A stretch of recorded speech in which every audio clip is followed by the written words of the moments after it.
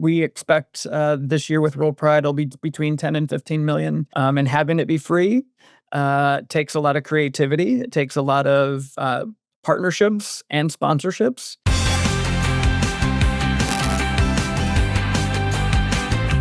Welcome to Living Not So Fabulously.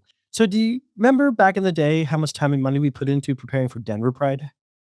Oh boy. Well, let's see here. Probably a minimum of 2 outfits a day over a 3-day weekend. We're looking at 6 outfits at least. So that's probably part of the reason why we had $51,000 in credit card debt. Right? We were pretty ridiculous, huh?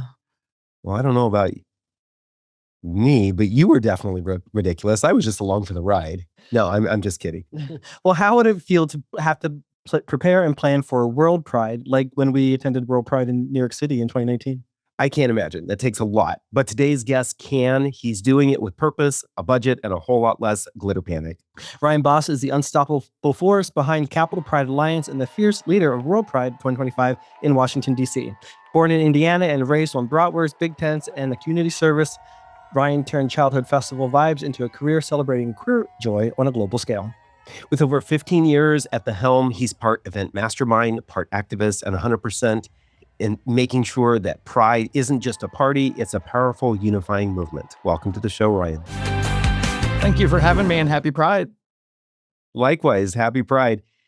This year is the 50th anniversary of World Pride, which is going to be celebrated in DC. So how does hosting World Pride in the nation's capital, reflecting on the progress and the challenges of the queer community over the past 50 years, how do you see this World Pride?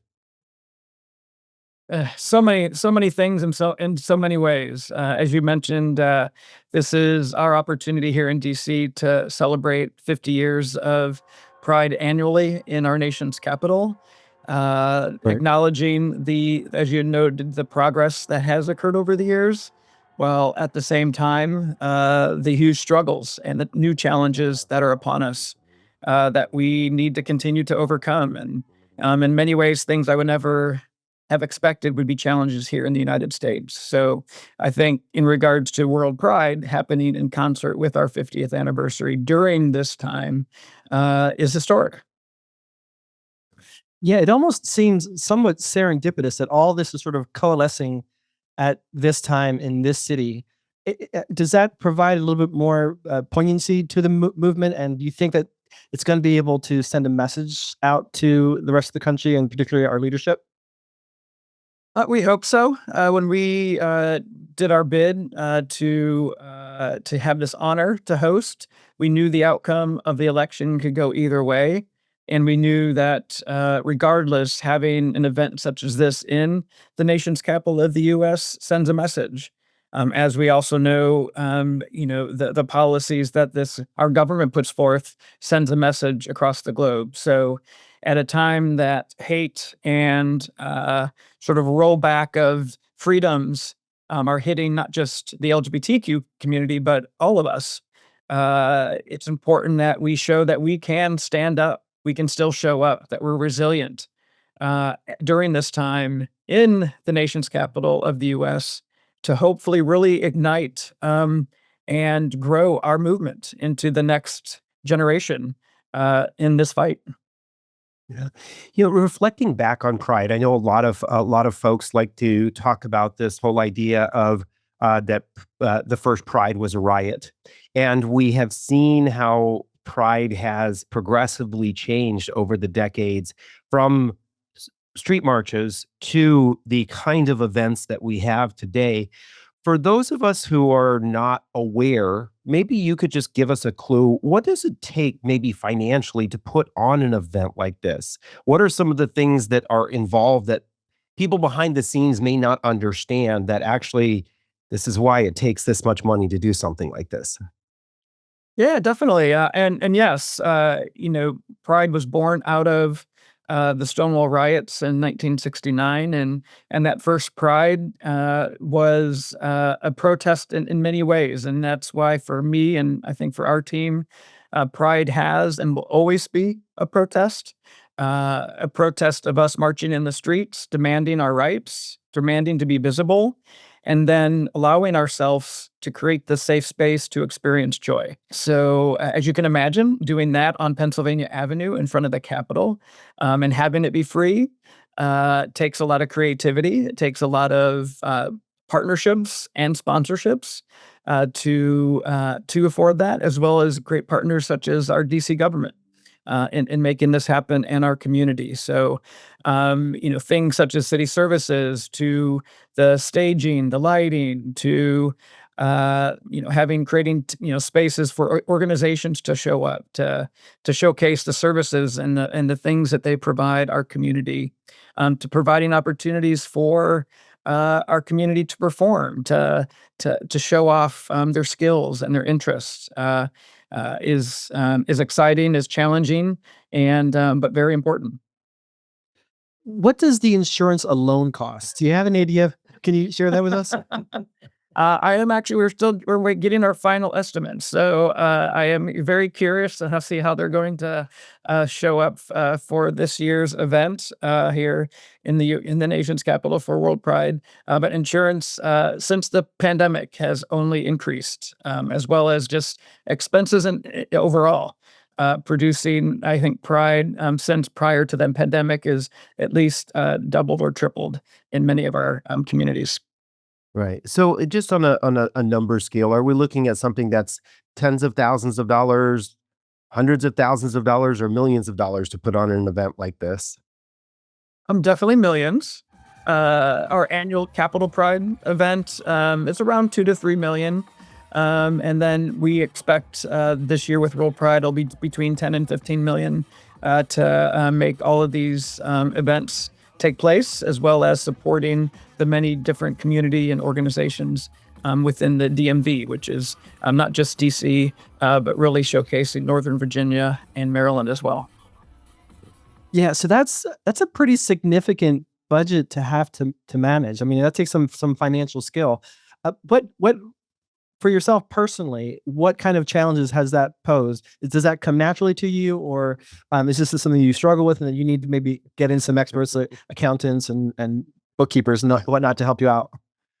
We definitely have a great team. I am a little money geek or a numbers geek, so love my spreadsheets, and thankfully, again, have a team of people with their own spreadsheets of tracking the detail of from the number of bike rack to the number of generators that need to be at an event, to the insurance, and the challenge of this year from annually, we had a very solid benchmark every year to base our budgets on, and to navigate going into World Pride, not knowing, what the climate would be, uh, gauging, what that budget should be or could be, is challenging. The last World Pride was in Sydney, Australia. You know, things are different there. Mhm. And New York didn't have had it back in 2019, so a lot has happened since 2019. So it was definitely an interesting process to come up with our budget and helping with our partners to navigate it. Yeah, I think of when I think of an event on this scale, I oftentimes think about like music festivals and how music festivals are mostly funded. I don't want to say they're completely funded, but they're mostly funded by tickets, right? You have individuals paying sometimes hundreds or thousands of dollars to attend these events. But you said that the Pride is open to the public and free for everyone, right? Yeah, so this year's a little bit different maybe than what you maybe even expected around the election time, right? Because all of a sudden we had some major donors back out of different prides around the country, and we've also had some pride organizations walk away from some corporate sponsorship. How has it been navigating this sort of new environment that we're in, and being able to get this funded and taken care of so that it is mostly free to the public? I mean, I say it's frustrating. At times, actually creates a lot of anger and disappointment to see uh, corporations that our community had knocked on the door to get them to step up to support our community, and many of them came to the table before government did, especially during the AIDS epidemic, recognizing domestic partnership benefits. And to have them at this time, um, some of them not be in our corner and not stand up to human decency and human dignity and freedom, um, it sort of makes your world kind of get smaller, and especially for our youth, which haven't lived through a time like this. So I think that again is why World Pride is extremely important right now, and prides all around the world. Hungary, for example, has banned all Pride celebrations in the country. So this isn't just something happening here in the United States.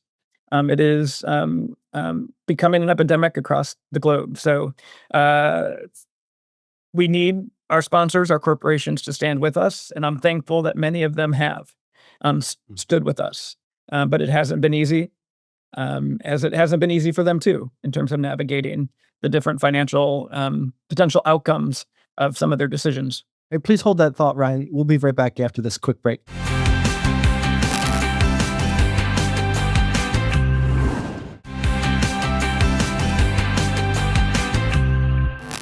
Welcome back to Living Not So Fabulously. If you're just tuning in, we're celebrating Pride Month with Ryan Bos, the unstoppable force behind Capital Pride Alliance and the fierce lead for World Pride 2025 in Washington, D.C. this year.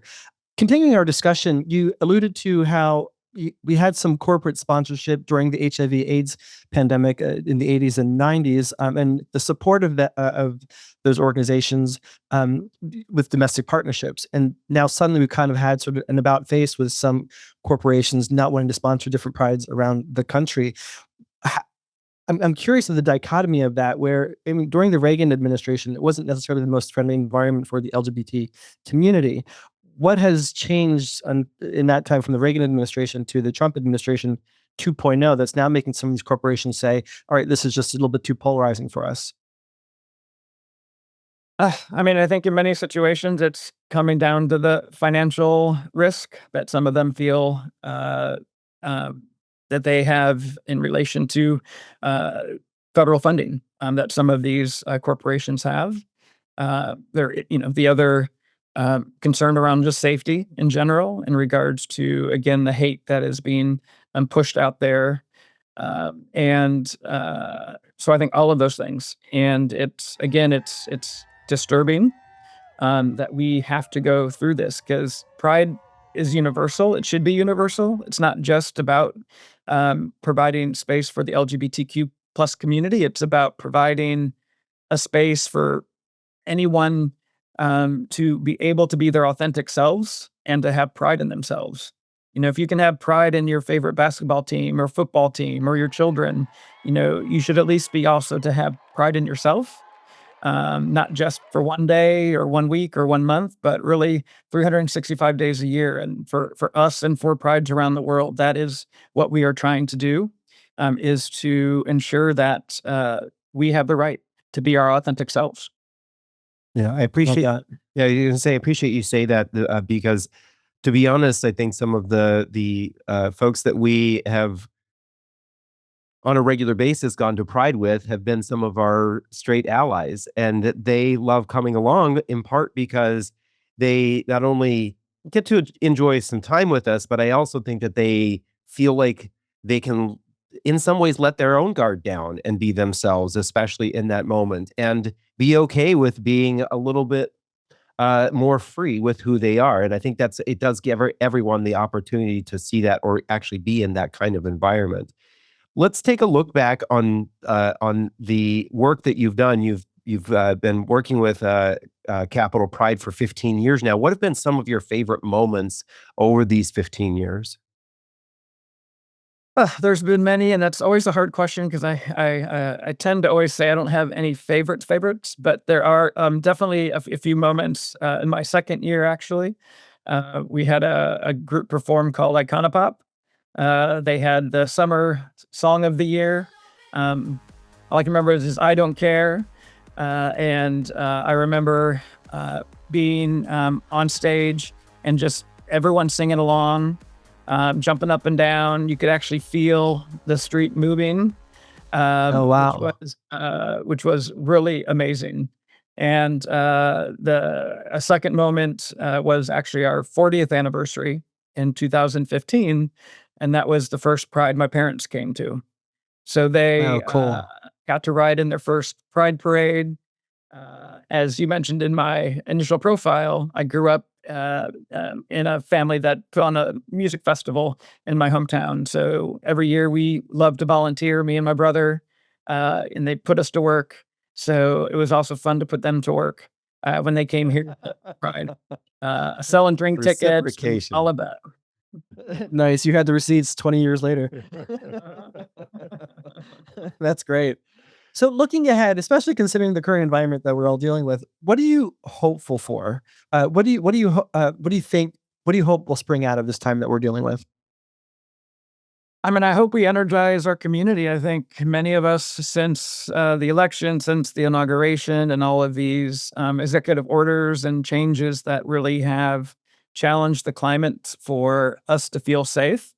Many in our community have felt depressed, have been, fearful of going back in the closet, and actually, in talking to a lot of our colleagues and friends in this area, especially those in the military, for example, I would say, 80% of my friends who I know are in the military are going back in the closet, which is extremely unfortunate. And again, scary to be able to utter those words here in the United States, where we are supposed to be striving toward a more perfect union, and toward expanding our freedom and making sure everyone is part of the fabric of our freedom. Hence our theme this year, the fabric of our freedom. And so we're hopeful, and I'm hopeful that through World Pride and the prides that will take place over the course of the year and future years, that we're going to get re-energized. We're going to show that we're resilient. We're going to make sure that folks know we're not going away. That again, pride is universal. We all have that right to be our authentic selves. And I'm hearing how some of the youth are questioning these policies, and I can see the fight in them. That gives me hope. Nice. I love that. I love that. Just to tack a little bit, if you could go back and give 25-year-old self some piece of financial advice, especially as a queer person working in nonprofit and advocacy, what would you say to younger Ryan Boss? Well, I would say that buy some stock in a few companies that I always felt I should, but never had the gumption, or never was willing to take that risk. That would be one thing. But Also trust your instinct. I grew up. Some people call me. I say frugal. Some people say stingy. But That would be um, exes and boyfriends, right? but I would also tell myself to allow myself to enjoy life. There are many times where I would uh, save too much at times, and not be willing to enjoy an experience, or enjoy a meal, because I thought it might be too expensive. So I would say keep the balance, because it has allowed me um, um, um, to do many things that I've loved to do. Work for a nonprofit that I love, in doing work and service and activism that is so important, and to enjoy that, and to Yeah. know that it is with purpose.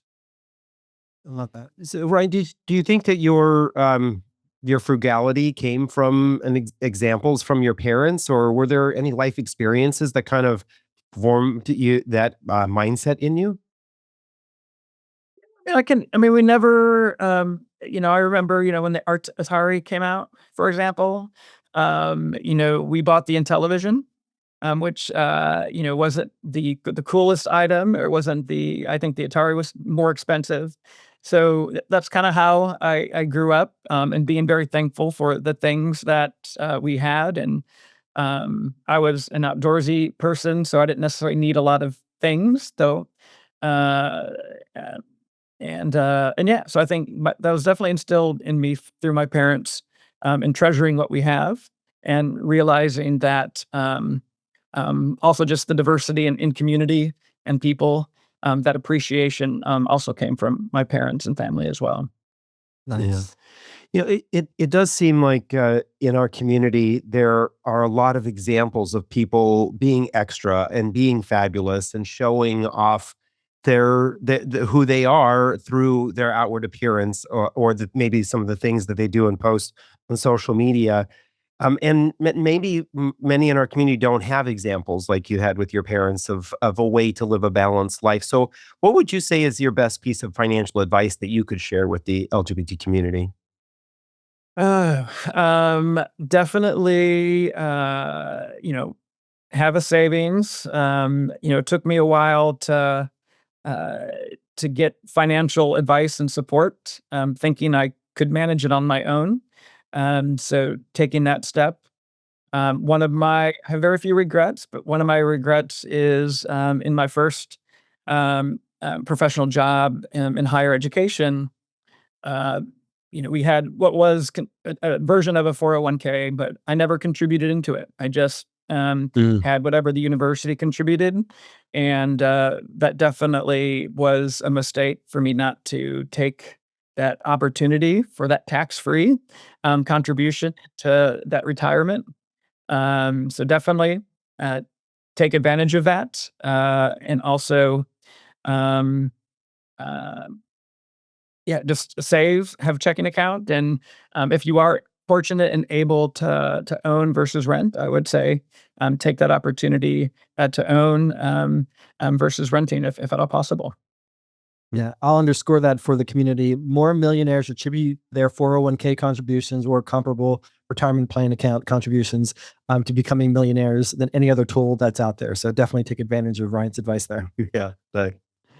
So thank you, Ryan, for joining us for the show. We really appreciate it.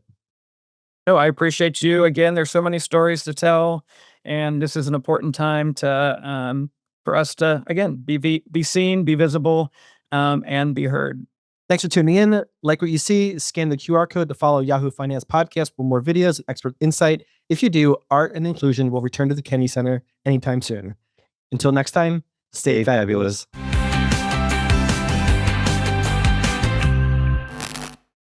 This content was not intended to be financial advice and should not be used as a substitute for professional financial services.